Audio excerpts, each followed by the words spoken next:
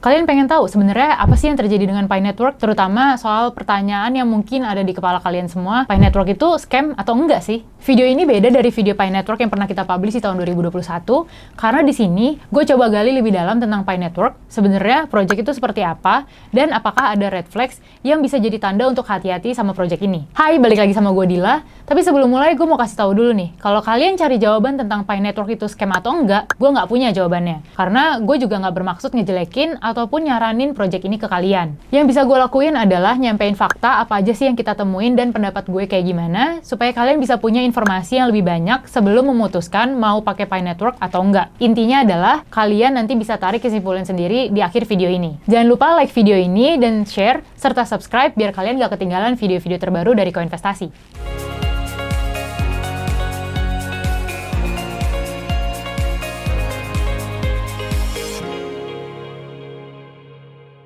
Kalau kalian nonton video ini, kemungkinan besar kalian udah tahu kenapa sih Pi Network itu akhir-akhir ini lagi rame dibahas karena listing di Huobi. Tanggal 29 Desember, Huobi ngumumin bahwa mereka listing Pi Network lewat Twitternya. Dan harga Pi bahkan di Huobi itu sempat naik ke $323. Tapi, Pi ini tuh nggak bisa di-withdraw dan user pun juga nggak bisa deposit Pi mereka dari aplikasi Pi Network yang mereka punya. Gak lama setelah itu, Pi Network bikin klarifikasi lewat Twitternya bahwa mereka tuh nggak ada kerjasama dengan exchange manapun. Yang berarti, Huobi melakukan listing Pi tanpa persetujuan dari Pi Network. Leho, terus yang listing di Huobi tuh apaan dong? Nah, yang dijual di Huobi ternyata adalah token IOU, yang literally itu diambil dari kata IOU, yang artinya gue ngutang ke lo. IOU ini merupakan kesepakatan antara dua pihak atau lebih, di mana suatu IOU bisa dijual duluan sebelum suatu koin atau suatu token itu launching beneran. Sebenarnya, mekanisme IOU ini juga pernah dilakukan sama Filecoin, tapi masalahnya Pi Network nggak pernah ada kesepakatan untuk bikin IOU di Huobi. Nah, tanggal 6 Januari di Twitter tuh mulai rame orang ngebahas rumor tentang Huobi lagi nggak baik-baik aja, dan caranya Huobi ngelisting Pi Network secara tidak resmi itu tuh salah satu cara yang mencurigakan menurut mereka. Nah, jadi kalau kalian FOMO mau trading Pi Network, mungkin bisa dipertimbangkan lagi. Soalnya saat ini Pi Network pun belum ngeluncurin mainnetnya secara terbuka, jadi nggak mungkin listing atau kerjasama dengan exchange manapun. Karena persoalan listing ini, banyak yang nanya, Pi Network tuh beneran legit atau jangan-jangan scam sih? Pertanyaan soal scam atau enggak sebenarnya udah lumayan lama. Jadi dari awal Koinvestasi bikin video Pi Network 2 tahun yang lalu, juga sebenarnya udah banyak yang minta kita bahas lebih lanjut tentang Pi Network. Pi Network sendiri udah ada dari tahun 2018, yang didirikan oleh seorang lulusan S3 Stanford University tahun 2019. Salah! Pi Network udah ada dari tahun 2018. Pendirinya adalah seorang PhD atau lulusan S3 Stanford University. Nah, tahun 2019 itu udah ada aplikasi di Android dan juga iOS. Dan tahun 2022 kemarin, penggunanya udah mencapai 33 juta pengguna. Itu banyak banget ya. Nah, kenapa sih kok bisa usernya banyak banget? Padahal kan token atau koinnya sendiri tuh belum launch. Ya nggak tahu, tanya yang mau tanya saya. Nah, menurut gue, karena konsep atau ide dari Pi Network itu cukup bagus, yaitu mining kripto tapi lebih simple dan lebih mudah. Mereka ngeklaim bahwa Pi Network cuma butuh smartphone dan juga internet connection untuk mining. Nggak perlu mining rig atau peralatan ribet lainnya yang mahal dan listrik yang boros juga. Kok bisa mining sesimpel itu?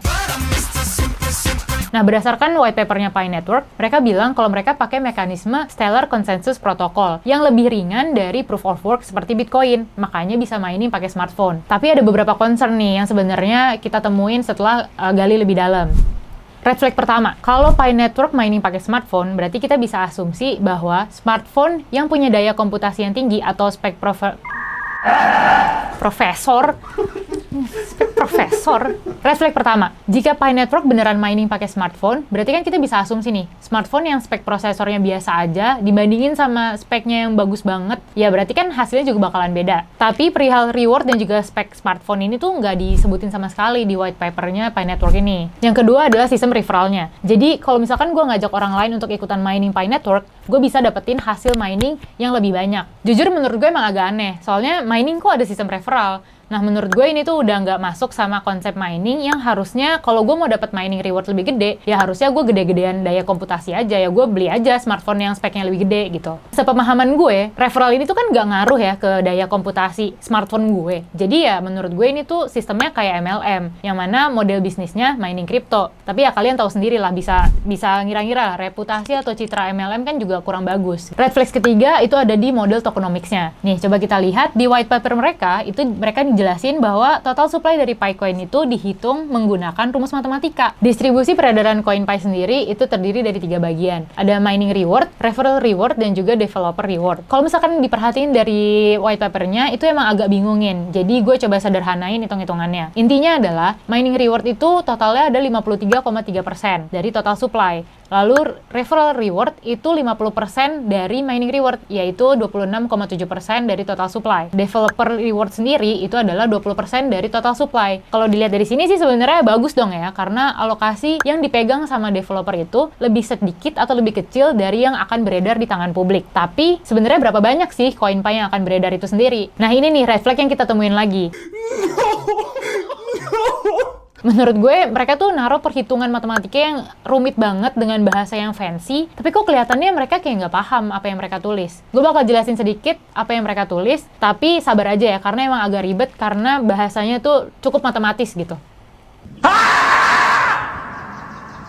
Ini gue kasih lihat perhitungan supply yang mereka tulis di white papernya. Berdasarkan white papernya, jumlah koin yang akan beredar itu bergantung pada variabel P, yaitu berapa banyak user yang berpartisipasi dalam mining. Tapi, variabel P ini tuh masuk ke dalam fungsi integral pada perhitungan mining reward yang secara matematis penulisannya tuh salah. Mereka juga di white papernya tuh menggunakan penjelasan yang nggak konsisten. Misalnya nih, di bagian token emission atau token yang akan dikeluarkan, mereka menggunakan fungsi logaritma menurun. Padahal, penjelasan di bagian mining reward, yang mana mining reward itu salah satu cara untuk token dikeluarkan, itu tuh pakai fungsi eksponensial menurun. Sebenarnya, dua fungsi itu, fungsi logaritma dan fungsi eksponen itu, dua fungsi yang kebalikan. Jadi, sebenarnya nggak nyambung gitu.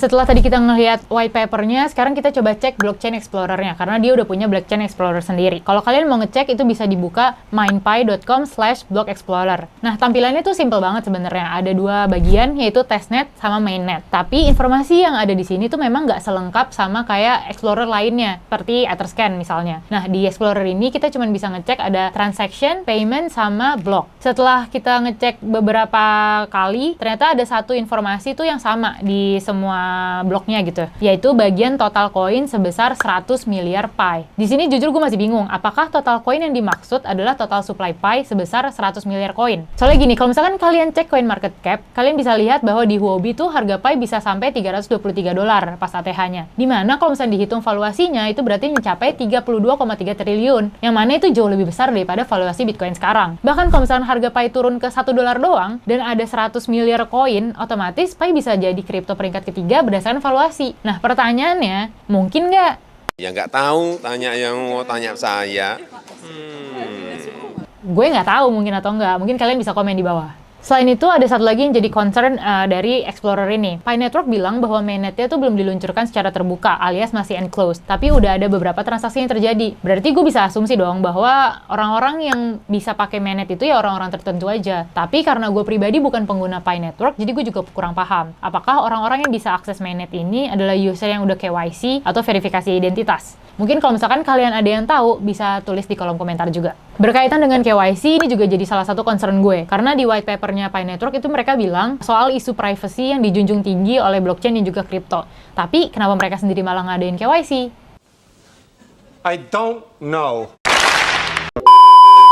Oke, nah sebelum gue mengakhiri video ini, gue mau kasih pendapat pribadi gue. Tapi ingat ya, ini pendapat pribadi gue. Kalian boleh setuju, boleh enggak. Kalau mau diskusi, bisa langsung di kolom komentar. Tapi sopan gitu ya. Menurut gue, Pi Network sendiri tuh idenya udah cukup bagus. Komunitasnya juga udah cukup besar, sampai 33 juta pengguna di seluruh dunia. Tapi menurut gue, kalau misalkan sampai sekarang belum launching, ya wajar. Karena mungkin ide yang bagus, eksekusinya juga pasti banyak tantangannya. Tapi meskipun begitu, gue nggak pakai Pi Network. Karena dari awal video koinvestasi di share 2021 kemarin itu, juga kita niatnya bukan mau promosi. Makanya kita juga nggak ada tuh nge-share link referral apapun di video itu. Alasannya kenapa? Ya karena ada beberapa hal yang menurut gue tuh nggak konsisten. Dan kayak yang tadi udah gue jelasin, secara tokenomics-nya tuh juga nggak jelas gitu. Terus ada juga skema referral yang menurut gue kok kesannya jadi mirip MLM yang banyak dipakai sama oknum-oknum scammers gitu. Terus berikutnya juga roadmap-nya nggak ada waktu yang jelas, apalagi ada KYC yang gue pribadi juga nggak tahu tuh data gue aman atau enggak. Kalau menurut gue, kalau misalkan kalian emang pengen coba ikutan karena menurut kalian cuman modal iPhone sama internet, nothing tulus lah, ya udah, yang penting kalian udah pasti paham sama resikonya yang udah gue sampein tadi. Pesan terakhir dari gue, ingat kata MJ di Spider-Man, expect disappointment so you won't be disappointed. Intinya kalau misalkan kalian nggak berekspektasi besar, ya kalian nggak akan kecewa-kecewa banget lah. Jangan lupa like dan share video ini kalau menurut kalian bermanfaat. Tulis juga pendapat kalian di kolom komentar dan jangan lupa untuk subscribe ke channel Koinvestasi.